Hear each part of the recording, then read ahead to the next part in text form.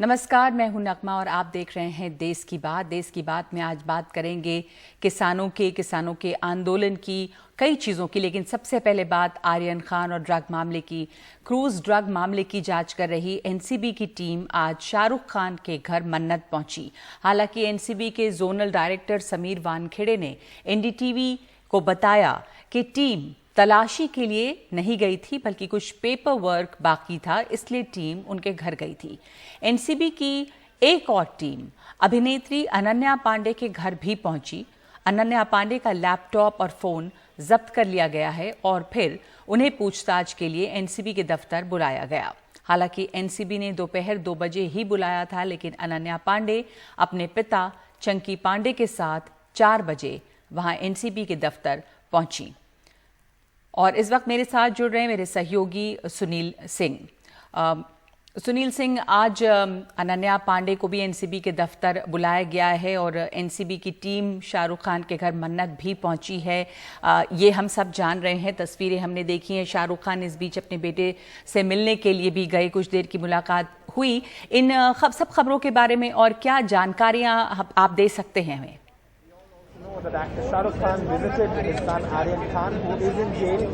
देखिए, आज का दिन जो क्रूज ड्रग्स पार्टी केस है उसके लिए बहुत ही ज्यादा हैपनिंग भरे रहा। सुबह सुबह शाहरुख खान पहुंच गए आर्थर रोड जेल अपने बेटे से मिलने, क्योंकि आज से ही सरकार ने प्रतिबंध हटाया था और कोविड की वजह से जो लगा था और मिलने दिया गया था परिवार के सदस्य को।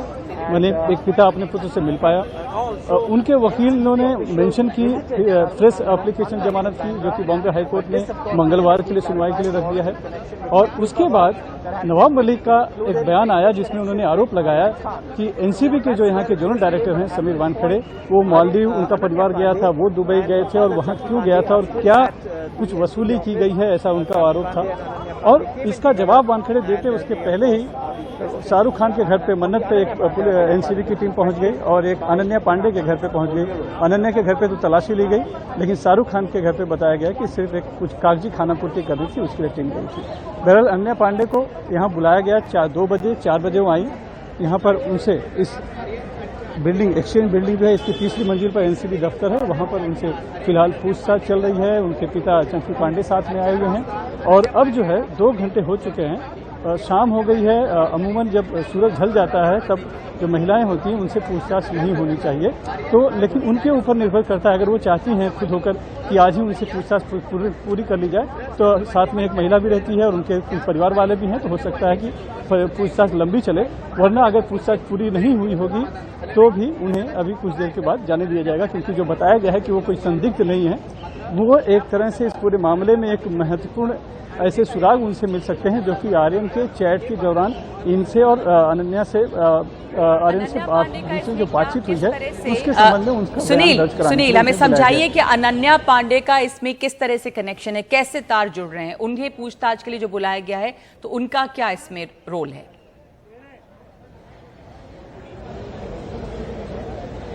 देखिए, आर्यन खान जब पकड़े गए तो उनका जो सबसे बड़ा जो उनके खिलाफ जो आरोप है वो है कि उनके मोबाइल फोन में कुछ व्हाट्सएप चैट बरामद हुए हैं जो ड्रग से जुड़ी बातचीत है। एक तो है जो विदेश में कोई बैठा हुआ है उसके साथ बात करते हुए, जिसमें कि बल्क क्वांटिटी की बात हो रही है और हार्ड ड्रग की बात हो रही है। और दूसरे चैट्स हैं जो कि आपस में बॉलीवुड के उनके अपने दोस्तों से, परिचित से, उनसे हो रहा है। उसमें एक नाम उभर कर आया है अनन्या पांडे का, और अनन्या पांडे से भी जो चैट हुई है उसमें भी ड्रग्स का उल्लेख किया गया है। इसीलिए कुछ और सुराग जमा करने के बारे में और जानकारी जानने के लिए अनन्या पांडे के घर पे आज सुबह तलाशी ली गई। उनका लैपटॉप जब्त किया गया है, उनका मोबाइल फोन जब्त कर लिया गया है। अब देखिए, अभी आर्यन खान के व्हाट्सएप चैट से अनन्या पांडे तक पहुंचे हैं। अब अनन्या पांडे के मोबाइल फोन का व्हाट्सएप चैट अगर वो भी जब जांच की जाएगी तो हो सकता है उसमें से कुछ और नाम निकले। तो अभी जांच चल रही है, तो उनका बयान दर्ज किया जा रहा है और 2 घंटे हो गए हैं और शायद अब कुछ देर के बाद उन्हें बाहर जाने दिया जाएगा, अपने घर पे वापस जाने दिया जाएगा। बहरहाल इनसे कितनी अहम जानकारियां मिल पाई हैं ये बाद में पता चल पाएगा। जी हाँ, जांच चल रही है, बातचीत, पूछताछ जारी है। 4 बजे वो पहुंची हैं एनसीबी के दफ्तर और इस वक्त भी पूछताछ चल रही है। उनके पिता चंकी पांडे उनके साथ हैं। धन्यवाद आपका सुनील सिंह। इस बीच एनसीबी पर नवाब मलिक ने नया हमला किया है और उन्होंने कहा है कि समीर वानखेड़े ये बताएं कि परिवार सहित वो मालदीव क्यों गए थे। जब कोविड था उस दौरान पूरी फिल्म इंडस्ट्री सभी लोगों ने तस्वीरें देखी होगी कि मालदीव में थी। इनके परिवार के लोग मालदीव गए। स्पष्ट रूप से ये बताएं कि क्यों मालदीव गए जब पूरी फिल्म इंडस्ट्री वहां थी। हमारा तो कहना है कि उगाही का धंधा चल रहा है और शायद उगाही की सारी डील करने के लिए इनके परिवार के लोग मालदीव और दुबई गए थे। और जिस तरह से ये फर्जी मामले बनाए जा रहे हैं, मैं तो कहता हूँ कि बहुत ईमानदार अफसर है, इनका मोबाइल ले लें, इनका कॉल डिटेल रिकॉर्ड निकाला जाए, इनके व्हाट्सएप चैट निकाले जाए, तो सारा फर्जीवाड़ा इनके अपने मोबाइल के भीतर है। आज नहीं कल ये सारी चीजें निकलेंगी, महाराष्ट्र की सरकार बदनाम हो। 1 साल से सारा खेल एनसीबी और बीजेपी का देश में चल रहा है। नवाब मलिक का सीधा आरोप है कि ये बीजेपी और एनसीबी का खेल है और समीर वानखेड़े पे वो आरोप लगा रहे हैं और उन्होंने कहा है कि उगाही का धंधा चल रहा है। तो गंभीर आरोप लगा रहे हैं नवाब मलिक। अब देखें कि आगे इस पे क्या होता है। अगली खबर, दिल्ली की सीमाओं पर बैठे किसानों को हटाकर सड़क खोलने को लेकर सुप्रीम कोर्ट में गुरुवार को सुनवाई हुई है। कोर्ट ने किसानों से कहा है कि उन्हें प्रदर्शन करने का अधिकार है, पर सड़क बंद करना गलत है। तो किसानों ने यह दलील दी कि सड़क किसानों ने नहीं बंद की है, पुलिस ने बंद की है। 10 महीनों से तीनों कृषि कानूनों के खिलाफ दिल्ली की सीमाओं पर बैठे किसानों की नजरें गुरुवार को सुप्रीम कोर्ट पर टिकी थीं। पिछली सुनवाई में सुप्रीम कोर्ट ने 43 किसान नेताओं को नोटिस जारी कर जवाब मांगा था। सुप्रीम कोर्ट ने कहा है कि सड़कें साफ होने चाहिए, किसानों को आंदोलन करने का अधिकार, लेकिन सड़क जाम नहीं कर सकते। अब कुछ समाधान निकालना होगा। किसानों की तरफ से कहा गया कि सड़क किसानों ने बंद नहीं की है, सड़क पुलिस के बंदोबस्त के कारण बंद है। किसान दिल्ली जाना चाहते थे, सड़क बंद कर किसानों को बदनाम करने की साजिश है। पुलिस सड़क खोल दे, किसान रामलीला मैदान जाना चाहते हैं। सुनवाई के दौरान किसानों की तरफ से 2020 के सुप्रीम कोर्ट के उस फैसले का जिक्र किया गया जिसमें कहा गया था कि जब तक किसान शांतिपूर्वक ढंग से सीमाओं पर धरना दे रहे हैं, उन्हें वहां से नहीं हटाना चाहिए। किसानों ने यह भी मांग की कि इस मामले को भी 3 जजों की बेंच द्वारा सुना जाना चाहिए। केंद्र सरकार की तरफ से कहा गया कि अगर किसानों को रामलीला मैदान जाने दिया तो किसान रामलीला मैदान और जंतर मंतर में ही घर बना लेंगे। किसान दिल्ली में आए वो चाहते नहीं, हम दिल्ली में आने आए थे, सरकार ने हमें जबरदस्ती रोका हुआ है। सरकार बैरिकेड हटा ले, हम फैसला कर लेंगे, उसके बाद हमें कहाँ जाना है। भाई दिल्ली आने के लिए कोई पासपोर्ट वीजा तो नहीं चाहिए ना, क्यों रोका हुआ है हमारे को दिल्ली आने से? हम दिल्ली आके अपनी आवाज उठाने आए हैं। सुप्रीम कोर्ट ने किसान संगठनों को जवाब दाखिल करने के लिए समय दिया है। अब 7 दिसंबर को अगली सुनवाई होगी। सुप्रीम कोर्ट ने साफ किया है कि जब संगठनों का जवाब आएगा तो तय करेंगे कि आगे आदेश जारी करें या फिर मामले को अन्य याचिकाओं के साथ जोड़ें। आप देखेंगे जहां पर सिंगू बॉर्डर में किसानों के तंबू टेंट लगे हैं, उसके अगल बगल से गाड़ियां आ जा रही हैं। किसानों का कहना है कि वो किसी को नहीं रोकते हैं, किसी गाड़ी को नहीं रोक रहे हैं। सुप्रीम कोर्ट में भी उन्होंने यही दलील दी है कि दिल्ली पुलिस की बैरिकेड की वजह से लोगों को दिक्कत हो रही है। अब किसानों को ये रहा ज़रूर है कि अब 7 दिसंबर तो उनको ज़बरदस्ती यहाँ से नहीं हटाया जाएगा, क्योंकि अगली तारीख तब है। तमाम किसान यहाँ पर पहुँच गए थे सुप्रीम कोर्ट की हियरिंग से पहले, तो अब वो भी अपने घर जाएंगे, वापस धान की फसल काटेंगे और वापस सिंगू बॉर्डर पहुँचेंगे। सहयोगी प्रेम सिंह, आशीष भार्गव और शरद शर्मा के साथ सिंगू बॉर्डर में सौरभ शुक्ला, NDTV इंडिया। देश की बात में एक ब्रेक, और ब्रेक के बाद दिल्ली पर अब पड़ रही है डेंगू की मार।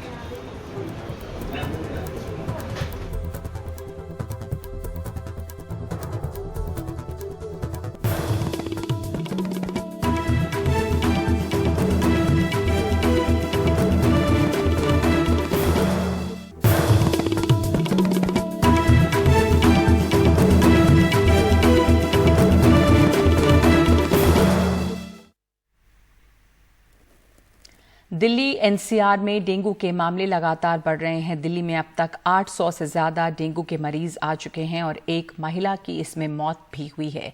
डेंगू के क्यों मामले खराब हो रहे हैं, इससे कैसे बचें, देखिए रवीश रंजन शुक्ला की रिपोर्ट।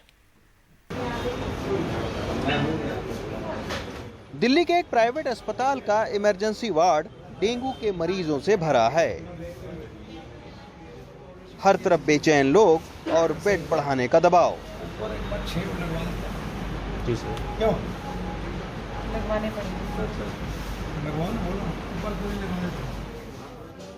59 साल की सरकारी डॉक्टर विमला जैन को डेंगू है। कमजोरी इतनी कि खड़ी तक नहीं हो सकती हैं, लेकिन फिलहाल वार्ड में इनके लिए बेड नहीं है। इमरजेंसी में तो इमरजेंसी इलाज के बाद बेड हम लोग इसकी व्यवस्था कर रहे हैं, बना रहे हैं व्यवस्था। ये मैम खुद भी बीमार हैं। ये तो डेंगू है, कमजोरी खड़ी नहीं हो पाएगी। डॉक्टर खुद डॉक्टर। अच्छा, अब आप देखिए मैम खुद ही डॉक्टर हैं, डेंगू हो गया है, खड़ी नहीं हो पा रही, इतनी ज़्यादा कमजोरी है। अब बेड की भी व्यवस्था एक्स्ट्रा जो है वो करवा रहे हैं ताकि इनका इलाज बेहतर तरीके से हो। तो ऐसे तमाम सारे जो हॉस्पिटल हैं उसमें इस वक्त डेंगू और बुखार के जो मरीज़ हैं उनकी तादाद बढ़ रही है। आप देखिए मेरे जस्ट पीछे जो है वो एक अस्थायी बेड का यहाँ पर एक व्यवस्था है और यहाँ पर भी एक महिला भर्ती है। बीते 3 दिनों के भीतर 25 से ज्यादा डेंगू के मरीज यहाँ आ चुके हैं। समस्या तो डेंगू बुखार आ गया, फीवर है, 4-5 दिन से बुखार चल रहा है। और ये मैम क्या फील होता है, मतलब किस चीज़ की दिक्कत? नौजिया, वोमिटिंग, पेट में भारीपन रहना, बुखार रहना, आजकल तो लूज मोशन और लगे हुए हैं। और कब से? ये 3-4 दिन तो हो गए हैं और इतनी वीकनेस आ गई है। घंटे भर के इंतजार के बाद आखिरकार विमला जैन को बेड मिला। जब प्राइवेट अस्पताल के ये हालात हैं तो सरकारी अस्पतालों की तस्वीर तो और परेशान करने वाली है। सफदरजंग जैसे सरकारी अस्पतालों में डेंगू के मरीजों का दबाव बढ़ गया है, लिहाजा मरीजों का इलाज स्ट्रेचर पर तो कहीं इस तरह से खिड़की के सहारे ड्रिप लटका कर किया जा रहा है। यहाँ दिल्ली के ही नहीं उत्तर प्रदेश के जिलों के मरीज भी बड़ी तादाद में आ रहे हैं। डॉक्टर तो इलाज कर रहे हैं यहाँ पे, लेकिन वहाँ पे कोई जगह नहीं है, बेड नहीं मिल रहा है। It seems like it's more worse than the Covid, क्योंकि बिस्तर नहीं मिल रहा है वहाँ पे, मतलब बेड नहीं अवेलेबल है। पेशेंट तो बिल्कुल कॉरिडोर में बैठे हुए हैं। सरकारी से लेकर प्राइवेट अस्पतालों में ये हालात इसलिए पैदा हुए क्योंकि अचानक डेंगू के मरीजों की तादाद बढ़ गई।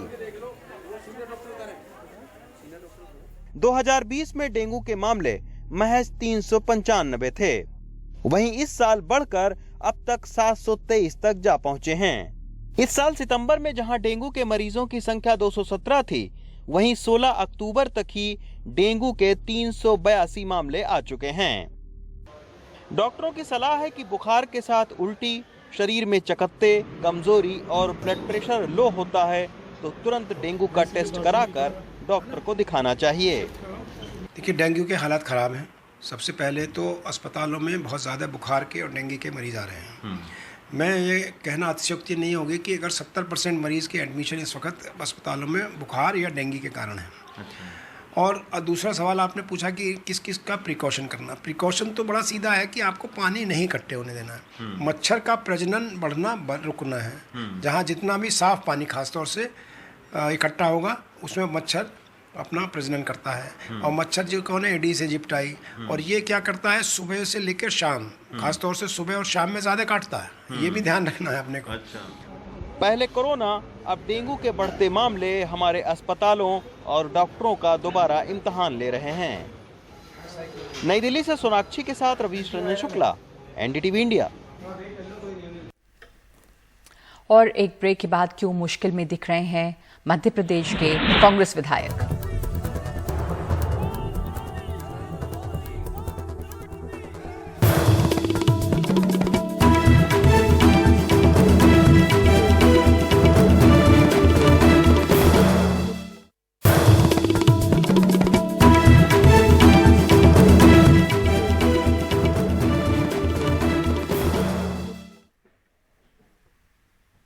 मध्य प्रदेश में श्योपुर से कांग्रेस विधायक बाबू जरल अपने अटपटे बयानों से सुर्खियों में रहते हैं, लेकिन इस बार सरकार ने उनके खिलाफ कार्रवाई की बात कही है। देखिए आखिर क्या ऐसी बात थी जिसमें वो मुसीबत में पड़ गए हैं। श्योपुर से कांग्रेस विधायक बाबू जंडेल ने कभी विधानसभा में कुर्ता फाड़ लिया, अब श्योपुर में बाढ़ पीड़ितों को मुआवजा नहीं मिलने पर कलेक्ट्रेट घेरने पहुंचे, लेकिन वहां देश के संविधान और कानून को रद्दी बताते हुए अपना आपा खो दिया। 3000 मेरा जो आवेदन है, जो मैं धरना बैठा हूं, अगर उन पे कार्रवाई नहीं हुई तो इस कानून की सप्ताजी को मुख्यमंत्री के सीने पे जला के उसकी आंखों में फेंक दूंगा। इस संविधान को फेंक दूंगा। और ये जो कानून संविधान है, इस कागजों को मैं विधानसभा में जलाऊंगा। मैं चैलेंज कर रहा हूँ। सरेआम भ्रष्टाचार चल रही है। सरकार कह रही है जंडेल पर मामला दर्ज होगा। मैंने अभी डीजी साहब को कहा है कि राष्ट्र गौरव अपमान निवारण अधिनियम के तहत इन विधायक जी पर कार्रवाई करे। Prevention of insult to national honour act के तहत विधायक जी पर कार्रवाई होगी। और इस तरह से संविधान का अपमान करने का जो बाबा साहब भीमराव जी अंबेडकर का बनाया हुआ संविधान है, अगर उसको जलाने की कोई भी बात करेगा तो ये बर्दाश्त के काबिल नहीं है। कांग्रेस के विधायक जी कभी तहसीलदार को धमकाते हैं, कभी बिजली विभाग के कर्मचारियों को खंबे से लटका देने की बात कहते हैं।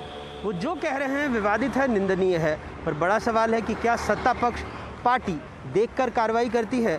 क्योंकि सत्ता पक्ष के नेताओं की ऐसे बयानों की फहरिस्त लंबी है जिस पर कार्रवाई भी नहीं हुई। श्योपुर से अजय और भोपाल से अनुराग द्वारी, एनडीटीवी इंडिया। और एक ब्रेक के बाद कोरोना के टीकाकरण में देश ने बनाया नया रिकॉर्ड।